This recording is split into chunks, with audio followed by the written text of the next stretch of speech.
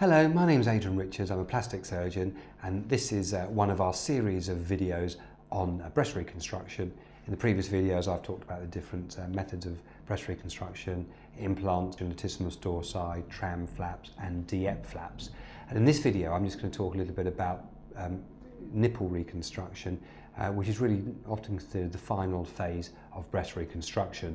So why do you need a nipple reconstruction? Well, this is because often the nipple and the brown area surrounding it, the areola, is removed during the breast cancer operation, because obviously the breast cancers can spread up the ducts of the breast and can affect the nipple. So in many cases the nipple and areola will be removed. So when we've reconstructed the breast, whether it's latissimus dorsi or tram flap, that's really good at reconstructing the volume of the breast, so making the breast symmetrical to the other side and providing you with normal tissue in the area.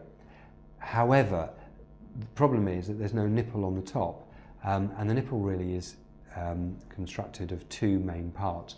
Number one is the nipple itself, which is obviously the protuberant area, and the other area is the areola, which is the brown area around the nipple. So this can be reconstructed with with plastic surgical techniques. So let's just go through the stage of what would normally happen. Normally you would have had your breast reconstruction by now, so you'd be pretty symmetrical, pretty happy with the appearance of your bust in clothing, but it's really just the nipple we're considering. Some people don't decide to go ahead with the nipple reconstruction because they're quite happy, they look good in clothes, they're natural. If they've got an autologous breast reconstruction, autologous means your own tissue, such as a tram flap or a DIEP flap or an extended latissimus dorsi flap, you're not going to need anything changed with time because it's your own tissue and it's going to change with you. So if you decide that you really would like to finish it off with a nipple reconstruction, what we tend to do is actually use sometimes those ECG dots. So if you've ever had a heart tracing, there's those sort of dots you put on with the leads. We sometimes get you to actually place that on the position that you'd like your nipple to be. And then your surgeon will use a technique, normally under local anaesthetic, to reconstruct the nipple bit of your nipple and areola. And they do this by essentially raising a little bit of skin and folding it around to make a nipple. And the technique normally used is called a skate flap. That's skate like the fish. It's called a skate flap because it's supposed to look like a skate, which is a type of flatfish, I believe. And there are other techniques known as star flaps, lots of different techniques, but essentially they all do the same sort of thing.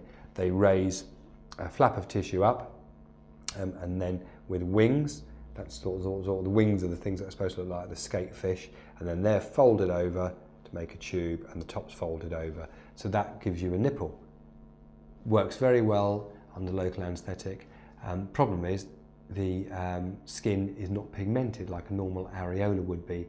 So the next stage, after you've had the actual nipple reconstructed, is to almost colour it in with medical grade tattooing, which aims to match the colour of the new areola. Basically it's a tattoo on the skin and the nipple to match exactly the colour of your other areola.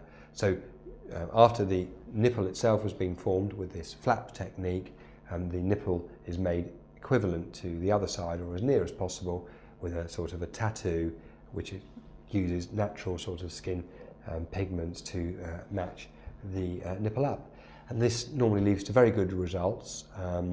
The colour in the areola does tend to fade a little bit with time, but you may need it redone in a couple of years just to increase the pigment again.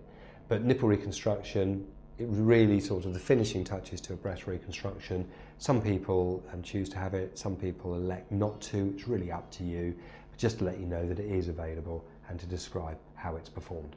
So thanks very much for watching the video. I hope you found the series of videos on breast reconstruction interesting and informative. If you have any information about breast reconstruction or would like to see one of our specialist surgeons to discuss the options for you, please contact us either via our phone number or emailing us directly.